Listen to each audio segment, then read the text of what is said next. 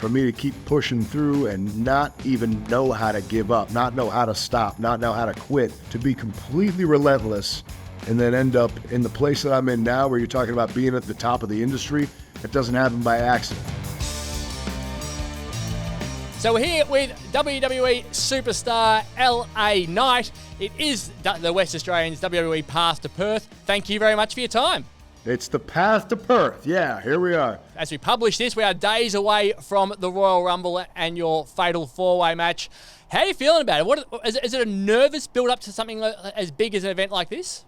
You know what? Once I've been through the mill with Crown Jewel and having Roman Reigns one-on-one, you kind of learn what it's like to be there. And you're talking about somebody who was right there. As a matter of fact, I had Roman's shoulders pinned to the floor, if you recall. Right there, 1, 2, 3, and there's Jimmy Uso just puts his foot up on the rope, saves the day for him. So for me, is there a lot of nerves? Yeah, kind of, maybe a little bit. I think everybody's going to have that. But at the end of the day, the only thing that I'm focused on, the only thing I'm laser focused on is walking in and then making sure that I walk out WWE champion. So from a pure performance perspective and entertaining the crowd and all that sort of stuff, the really important element of this industry, there's 4 guys out there as opposed to just one-on-one. Is it different going in with your own expectations, or we can say too many cooks spoil the broth, or you can say spreads the load and makes the match more entertaining? How do you look at it? Well, I guess it depends how you're looking at it. From a fan perspective, yeah, it probably does make it a little more entertaining if you're looking at that, because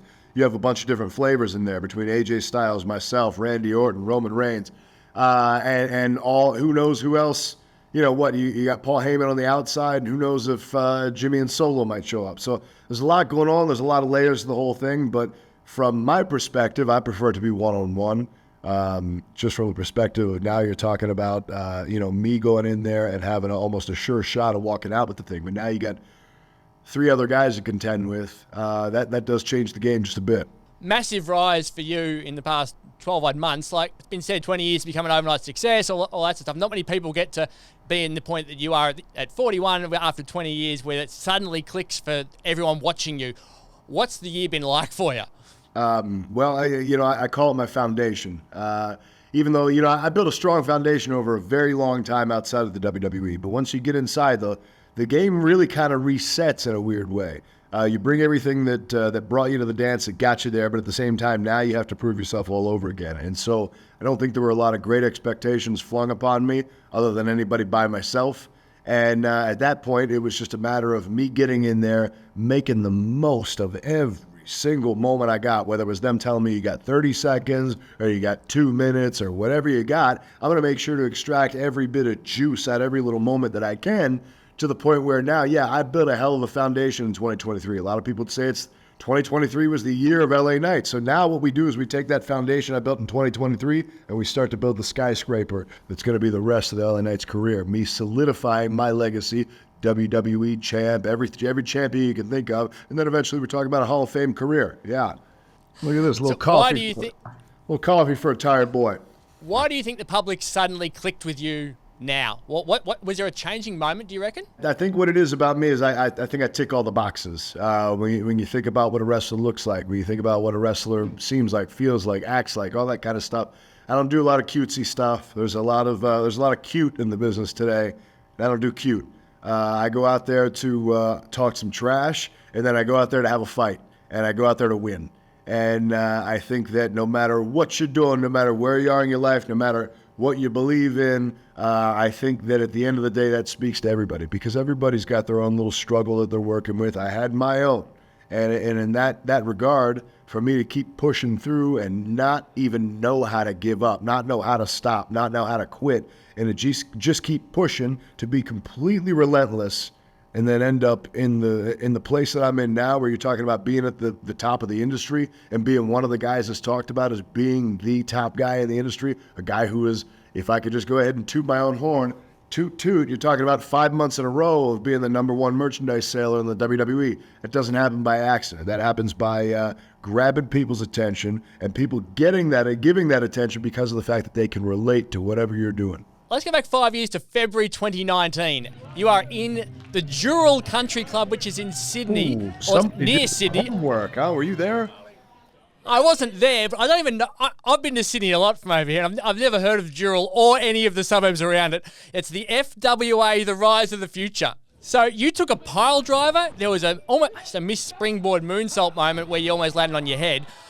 Big risks in front of quite a small crowd. Like, it looks like your attitude is when you're in the ring, you're going to entertain and steal the show, regardless of whether you're in front of 50,000 people at Optus Stadium, 5,000 people at a smaller venue, or 500 people or 50 people. Is that your approach to every single match? I think so. I mean, I heard a great quote from, I don't know if you watched The Last Dance with Michael Jordan, Chicago Bulls.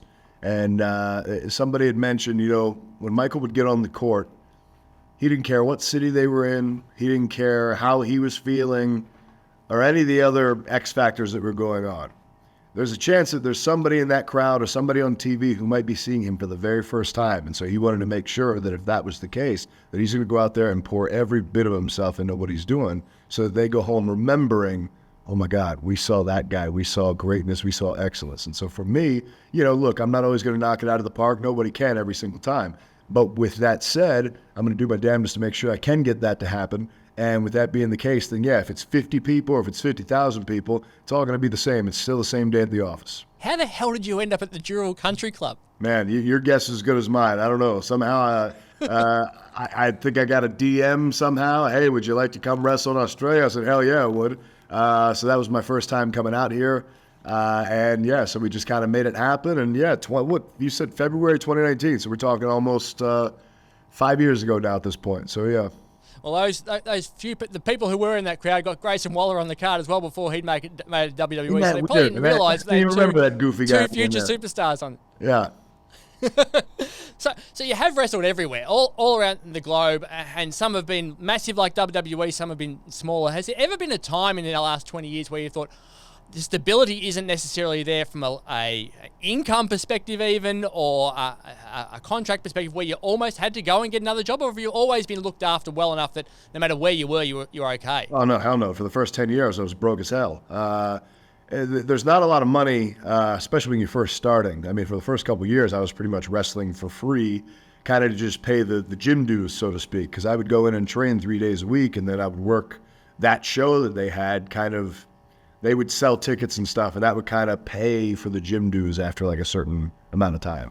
And then, I moved out to California, and, I was wrestling out there for a bit. But, I mean, there's not a lot of money there. So, yeah, I worked as a server in restaurants, and I had a bunch of 100 other handful of odd jobs and stuff on the side while I was doing that. But then I got signed to WWE the first time in 2013. Not crazy life-changing money, but at the time I was like, well, hell, this is a hell of a change to have a regular, good paycheck coming in every week. I left there after a year, ended up at TNA, stayed there for about 4 years, and I was getting paid very well to be there. They took care of me well. I had a great time there. I mean, there were pitfalls and things that, it could have been better, but at the same time, to make money that I'd never seen in my life before going there, and then to go in and all of a sudden there's this contract being put in front of me. Okay, yeah, no, I had a very stable career from an income perspective for the past, what do we want to say, since about the past 10 years.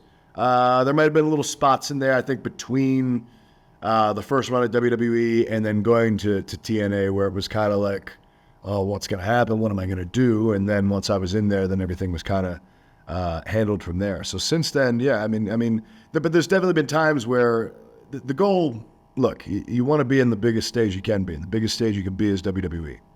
And so with that in mind, yeah, I always wanted to be here. And I had thought that the door was closing on that just because the pandemic happened and everything else. And I'd kind of resigned to myself, well, I guess at some point I'm going to have to just make as much money as I can in these smaller companies for the next few years. And then at some point I'll ride off in the sunset. And then opportunity presented itself. And I made the damnedest of that opportunity. It's absolutely phenomenal. Now, there is one thing I'm really curious about wrestling over here in February. Every time we turn the TV on at the moment, we're seeing you guys performing at venues which have snow on the outside. Oof. We're in the middle of summer. It's an outdoor event. Yeah. So it's a 5:30 p.m. start. Please. I need more of that. So 5:30 p.m. the start was. On Saturday, most recent Saturday, it was 38 degrees, which is 100 Fahrenheit at 6 p.m. it's going to be hot. And you're involved in a really situation where you have to look after each other and grab hold of each other. There's a lot of sweat. Yeah. The sun's not going to be shining on you, but it's going to be stinking hot. Like, is it a challenge when you're involved in an outdoor event of any sort, or when heat's around to really perform? Yeah, I mean, anytime you're dealing with the elements, obviously that's going to change things a little bit. But I will tell you this, I would much rather go into a hot stadium than go into a cold one and, try and warm up and try and get my body ready to go out and do the business that we do, which, is very athletically demanding, physically challenging. So like to go out there in a cold building, maybe that has like an ice hockey rink in it or something like that, man, that's a tough challenge. So like 100 degrees sounds hot and it's going to be sticky. It's going to be nasty, but tell you what, I'm going to be damn warmed up before it's time to go out there. It's certainly going to be an interesting night for everyone. We know you mentioned that you've done a lot of things in the past. CM Punk has been added to this card. The Rock's being talked about a lot. You've worked with The Rock. You got any ideas about whether he's going to be coming over here and joining you, or whether he's going to be part of this show? Man, I stay laser focused on my own thing, and maybe that's ignorance, or maybe it's just me not caring about anybody else. But I have no idea what to expect as far as anybody else coming over there. All I know is that I will be at Elimination Chamber. It's going to be a big show. Tickets are still available, amazingly, at Ticketmaster, so get yourself out there. And at the end of the day, I'm just looking at, after Royal Rumble, coming into Elimination Chamber as your WWE champion. As LA Knight just said, tickets are available still at ticketmaster.com.au, so don't miss out on your opportunity. Don't miss your opportunity to watch him on TV fighting for the title at the Royal Rumble. That's on Sunday, January 28th, Australian time. It will be wrestling for breakfast in Perth. But for us, let's face it, it's all about February 24 and a packed Optus Stadium for the Elimination Chamber. It's going to be amazing. It's crazy, man. I mean, especially if you look at the past year, how we've been doing the PLEs and, Puerto Rico, London, you look at Saudi Arabia, I guess later this year, France. It's just, we're moving in a direction where it seems like all these PLEs now are going international, and now we get to come to Perth. We get to bring Elimination Chamber, which is such a unique, special event. If I'm honest, like I said, a physically challenging, a violent one when the guys are getting locked in that thing. So it's going to be a hell of a spectacle. It's going to be a crazy time. And you're looking at the road to WrestleMania. So, I mean, it's the prelude to the busiest, craziest part of our year. And there's not a better time for us to come rolling through Perth. Oh, yes, it is February 24, the Elimination Chamber at Optus Stadium. Get over here, go to Rottnest Island. People are swimming to Rottnest Island on that day as well. Go down to Margaret River, do all the crazy things you can do in Perth. And Optus Stadium is an absolutely wonderful place to watch your sport or your wrestling. So you can read all your wrestling news about what's happening in the West Australian newspaper and at thewest.com.au. LA Knight, thanks for letting me talk to you. Yeah, that's what we're talking about. And it's all your pleasure. Appreciate it.